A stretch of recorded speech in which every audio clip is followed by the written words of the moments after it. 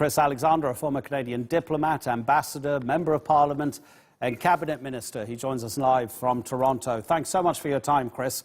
Can we put this down to the innocence of youth? Trudeau was in his 20s. It is the innocence of youth, but it's also a sign of a deeper lack of integrity. In his interview yesterday, he said that he acknowledged that in 2001, when these photographs were taken of him in blackface, he did not know. He did not think it was racist or inappropriate. He thought it was all in good fun. And he was a teacher at that time in a private academy in Vancouver.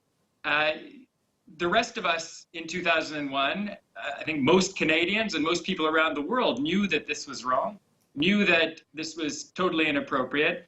And someone who was not aware of such an elementary norm of North American life anyway, I don't think deserves to be Prime Minister. And many Canadians are starting to rethink their attitude towards Trudeau because these images were covered up, were not published for over a decade while he was in office. And I think that's the other scandal here. Why are we learning about this more than 10 years after Justin Trudeau entered Parliament? I think most people would expect opposition politicians like yourself to take advantage of an opportunity like this. But what about non-politicians? Are the people going to forgive him for this? What's the reaction amongst the public? Well, some people will forgive him, there's no question. Some people will put this off to youthful excesses, as you were suggesting earlier.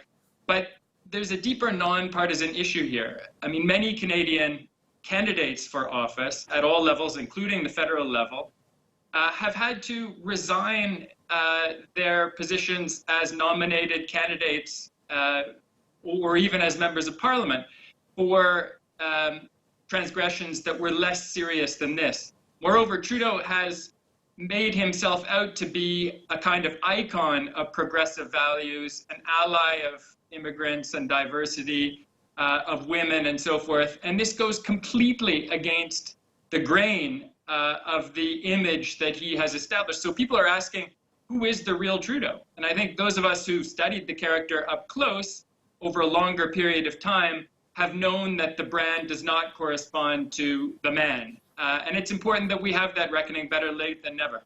OK, well, the last opinion poll that I saw was September this month. It was Nanos Research, which put Trudeau on 33.6%, Andrew Scheer of the Conservative Party, your party, on 22.7%. So let's see what the next opinion poll shows and if it's made a difference.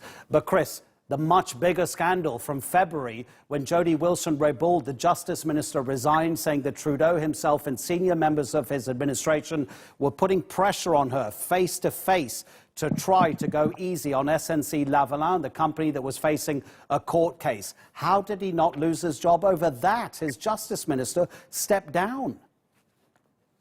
Well, this is the issue. He hasn't even come clean about the level of pressure he was putting on his Attorney General in completely inappropriate ways to weigh in, to reverse the decision that independent prosecutors have taken to go ahead with the criminal investigation. I mean, this is an affront to the rule of law in this country, the likes of which we have never seen at the level of a Prime Minister. Moreover, he was pushing back against a female Minister of Justice with whom other cabinet colleagues showed solidarity. He demoted that minister and she resigned in protest. I mean, these things really do go to the integrity issue, and Canadians will have their chance to reassess who Justin Trudeau is and how well they've been governed on October 21st. More recent opinion polls have shown the Liberals sliding back and the Alternatives coming forward, but we'll have to see. OK, Chris, I know you know how we work in TV news, so thanks for keeping it brief. Chris Alexander from Toronto.